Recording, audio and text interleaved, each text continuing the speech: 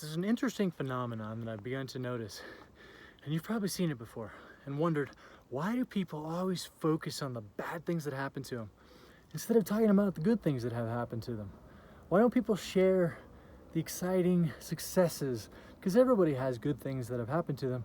Why is everyone so focused on bad things, on negative things, on trauma, etc.? Well, I think it's pretty simply explained by what happens to us in childhood. And many cultures have different terminology for it. It might be called the tall poppy syndrome, crabs in a bucket, or simply what they call it in the United States today, DEI. Basically what happens is the successful kids get cut down to size because you can't have the unsuccessful kids at that time. It doesn't mean they're always going to be unsuccessful, but you can't have the kids who are behind at that time feeling bad about themselves. And so we disconnect from reality and we say that the successful, the talented, the winners, etc. are bad, that everyone is equal. There becomes this thing about equity. And so what happens is subconsciously, as kids, people tend to begin developing a realization that if something bad happens to me, people give me empathy. If I am a victim, people give me empathy. They treat me better. I feel like I am more valuable, like I'm more cared about when something bad happens. Whereas if something good happens and I talk about that, people accuse me of bragging, of being a narcissist. People accuse me of privilege or whatever it may be. And so I think that's why in some cultures, especially where something like crabs in the bucket may be much more prevalent, such as in Mexico, you have the framing of everything in a very negative way. So it's, oh, we shouldn't do this because this might happen. No. Instead of, we should do this because this might happen. Yeah? You see the difference? Like on one side, it's completely negative framing, and even the question is no, versus completely positive framing and the question of yeah, like yeah, this good thing might happen. The sad thing is that the opposite happens quite often for the kids who are fighters, who are winners, who inherently understand that, yeah, I did a great job on the science project and got a blue ribbon. Why are you attacking me and making fun of me and finding things to pick on instead of just celebrating that I did a good job? Why are you celebrating the kid that got third place or the kid that did a horrible job? And because it's so bad that it's humorous, everyone is like, oh yeah, they're talking about that kid's project instead of the kid who won and did a really good job and poured their heart and soul into it.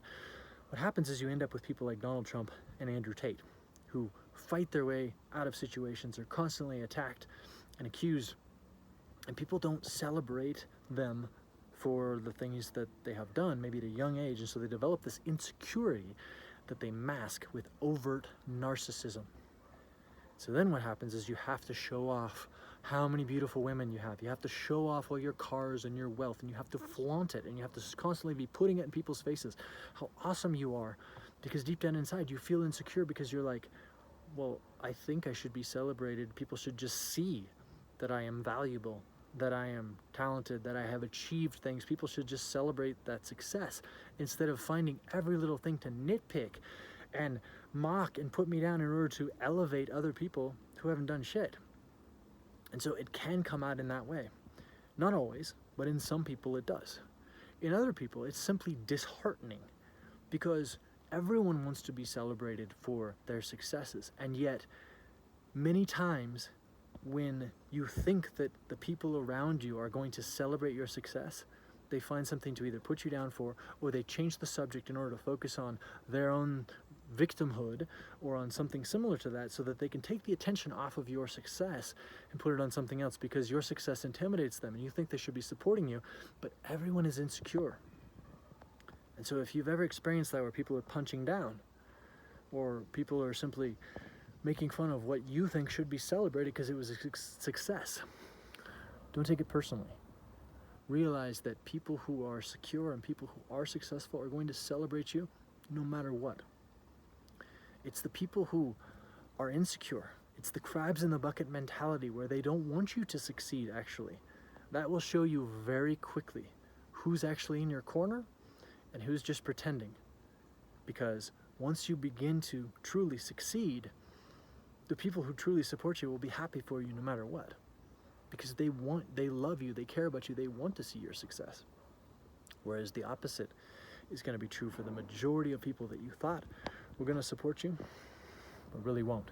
And that's where these cultural things come from, I think, is the constant onslaught from a very, very young age. And so it just begins to filter up through culture as people get older, to where really in reality, we pretend to celebrate success in sports or in business, the Olympics, etc.